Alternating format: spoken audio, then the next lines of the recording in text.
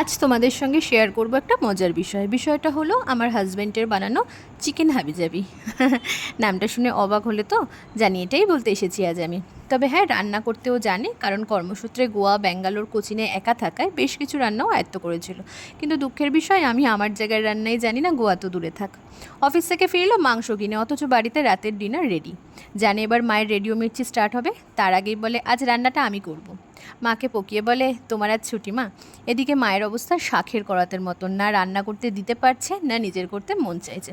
আসলে রান্না করলে কোনোই সমস্যা নেই, কিন্তু একটা বড় সমস্যা, কিচেনটার কিচেন থাকে না। তখন ওই অগোছালো কিচেন গোছানোর থেকে নিজের করে নেওয়া অনেক ভালো বলে মনে হয়।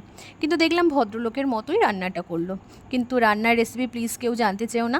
যা মনে আসলো মশলা তাই দিয়ে নাড়িয়ে দিল, কিন্তু সত্যি বলছি খেতে অসাধারণ হয়েছিল। তাই জন্য আমিও নাম দিয়ে দিলাম চিকেন হাবিজাবি। না, অনেক কিছু বলে ফেলেছি, যদি ভিডিওটা দেখে তাহলে এমন সুস্বাদু খাবার আর আমায় খাওয়াবে না। না, আর বেশি কিছু বলবো না, আজ এই পর্যন্তই থাক। দেখা হবে খুব তাড়াতাড়ি অন্য কোনো একটা ভিডিও নিয়ে। আর আমার এই ছোটো ছোটো ভিডিওগুলো তোমাদের যদি ভালো লাগে তাহলে অবশ্যই একটা লাইক, শেয়ার, কমেন্টস করতে ভুলে যেও না।